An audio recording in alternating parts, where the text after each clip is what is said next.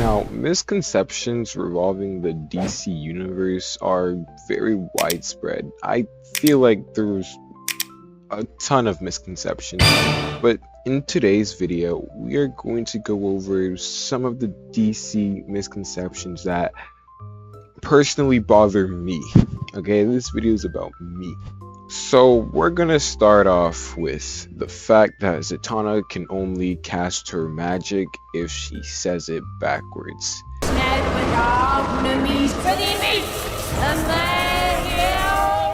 She can do magic without having to say it. Her saying it backwards is just her concentrating. That is her concentration method. Let's get that out of the way. On the topic of magic, now we're talking about Superman is weak to magic. I don't know how to explain how much this bothers me when it comes to power scaling, because when we get into like the Scarlet Witch versus Superman, in these debate, people like to say that one of Superman's weakness is magic, which is false. Superman is not weak to magic, he is just vulnerable to it, meaning Superman, he takes the same effect as a human would to magic. Superman is just vulnerable to magic. Magic has the same effect to a human as it does Superman. Either way, I digress. We're not debating that. Let's move on. Next, we are going to talk about Kid Flash being the slowest Flash, or slowest speedster. What are you talking about? Kid Flash? Wally West being the slowest speedster? That's crazy for someone to think. But because of a show that started good but got bad, Young Justice, in Young Justice, Wally West was the slowest Flash, being outran by not just Barry Allen, but Bart Allen. Go ahead, lap me, I'm used to it. Oh, come on! Impulse was outrunning Wally West.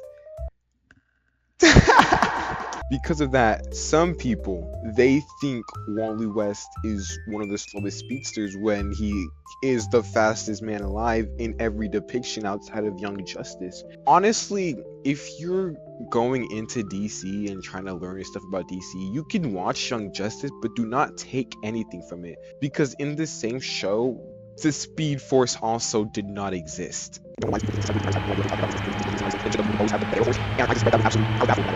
I digress. Let's move on. On the topic of Young Justice, we are going to be talking about the Helmet of Fate possesses anyone who wears it.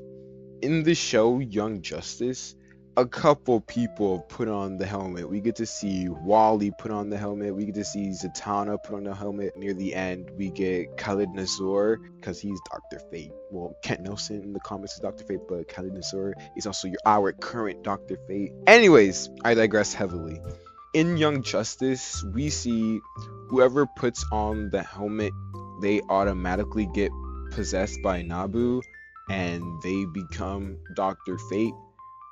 And that is just showing like Nabu is the one in complete control and that he is Dr. Fate, using these bodies like a parasite, which is not true. Khalid Nazor is one of my favorite Dr. Fates. Not one of my favorite Dr. Fates, he is my favorite Dr. Fate. Dr. Fate is partnership. Originally with Kent Nelson, it is Nabu and Kent Nelson. They both balance. It's like Blue Beetle with Kajira. Jaime Reyes can let Kajira take complete control, but they balance it out. That is Dr. Fate with Nabu in his head. Killer Frost being two different people from Caitlin Snow. In the Arrowverse, Killer Frost is like, she's depicted so differently than her comic counterpart. In this show, Killer Frost is two people. Well, she's her own person. There's Caitlin Snow, and then Caitlin Snow has another person inside of her, Killer Frost, her alter ego. Caitlin Snow in the comics is Killer Frost. There's no two people. Her name is Caitlin Snow, and her super name or villain name is Killer Frost. We'll move on. This misconception is that Wally West is Wally West. Let me explain. In the Flash TV show, in season 2, we are introduced to Wally West. And he is an African American and he is Kid Flash. Now, why is this a misconception? Because this Wally West is not this Wally West. He is this Wally West. But in the comics, we usually call this one Wally and this one Ace. After Flashpoint and the New 52 was born, we're introduced to a new character, Ace West. But he's not really a new character. He is Wally West of this new time. He was made to be Wally's replacement. Not like in the sense as he was literally replacing Wally, but he was Wally. So this Wally West did not exist anymore. We had Ace West, who had the same exact name as Wally, same origins. He was just a little bit younger and African American. In the show The Flash, Wally appeared in 2015, adapting this Wally West, Ace West. But then later on, around the time of Doomsday, because it's Dr. Manhattan messing with the timeline, our Wally West comes back and they both simultaneously exist as Kid Flash for a while with the same exact name for whatever reason. That's why they both can simultaneously exist, because they're both still practically two different people with just nearly the same origins. Yeah.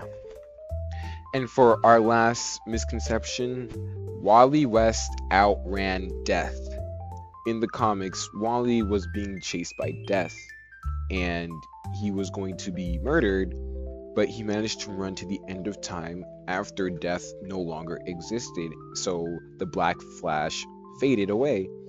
As much as I love to glaze my goat Wally, he didn't outrun Death. He outsmarted Death. Big difference. The Black Flash can adapt to any speedster speed. Any. And yeah, when Wally was running to the end of time, where Death no longer exists, yeah, he ran like the fastest he ever ran at that time. The difference between Black Flash and Wally is that Black Flash, he is Death incarnated. He's not living. He has no stamina, and he can ultimately adapt to any speedster speed.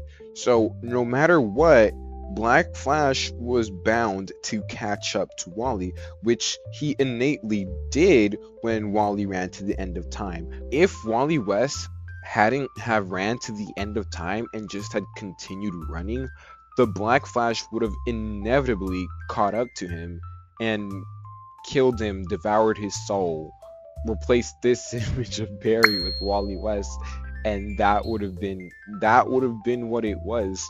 So yeah, that's about it. If you have any DC misconceptions that you would like to talk about, please comment down below. Don't be afraid to leave your opinions on anything I just said down below. I will read them because, hey, I barely get views. I'll see y'all later.